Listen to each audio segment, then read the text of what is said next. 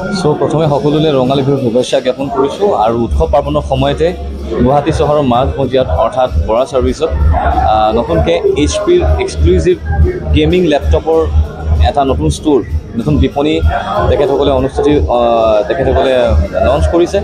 গতিকে উক্ত অনুষ্ঠানটিত উপস্থিত থাকিবলৈ পাই খুব ভাল লাগিছে আৰু যেহেতু আজিকালি গেমিঙৰ যুগ আমাৰ উঠি অহা প্ৰজন্মই গেমিঙৰ জৰিয়তে বহুখিনি অৰ্থ আৰ্ণ কৰিব পাৰে।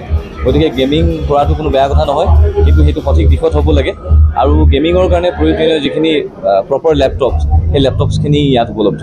গতিকে যিসকল লোক গেমিঙৰ প্ৰতি আকৰ্ষিত তেন্তে তেখেতসকলে অনতিপলমে ইয়ালৈকে আহক। ধুনীয়া ধুনীয়া অফাৰ্ছ আছে আৰু মই ইতিমধ্যেই তেখেতলোকৰ আন এখন ডিলাৰ যোৱাটো বৰ্ষত অপেনিং কৰিছোঁ আৰু তেখেতসকলৰ খুব ধুনীয়া ফিডবেকছ ৰাইজে আদৰি লৈছে আৰু মই ভাবোঁ মৰমৰ ক্ষেত্ৰত এইখনতো যাতে কোনো ধৰণৰ ব্যতিক্ৰমিতা নাথাকে তাকে কাম কৰিছোঁ।